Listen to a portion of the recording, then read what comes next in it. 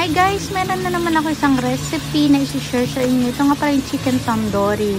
Bilisan ko na lang kasi hindi ko na na-record dati. Ito, hinalo-halo ko na siya. May paprika siya, bell pepper at chicken. Tapos nilagyan ko lang ng mga Crawdon powder. Kompleto na yon yung isahan ng nabibili. Tapos yan, mabilis lang tulutuin. I think within 15 or 20 minutes tapos na siya. Pansarili lang naman to, pero syempre sayang di yung video kaya nirecord ko na. Tapos after mo yung nilagay yung powder, ilagay mo ng konting tubig. Hirap palang mag voice over pag hindi ka sanay. Tapos yung kanin, ito na, ganyan na. May crowded din may spices din yung kanin, basmati yan, tapos may mga spices na nilagay ko. Pasensya na ko, nahalo-halo na yung aking lengguwahe, yung aking language, kasi nga may Dutch, may English. Hindi ko na alam minsan yung words.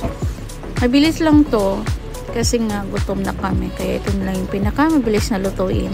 Pero ang sarap niya as in.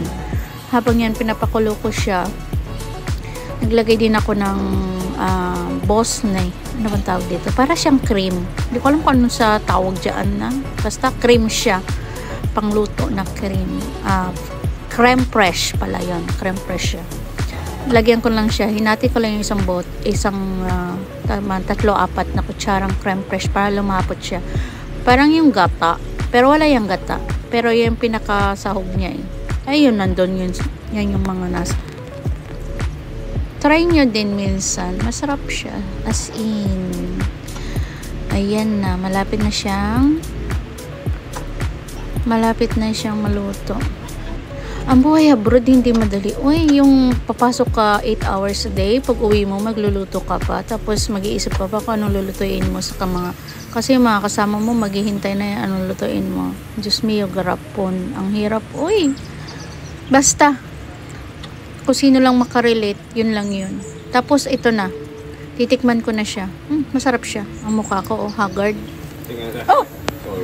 Eto na po, kain na tayo. Thank you for watching. Ciao, bye!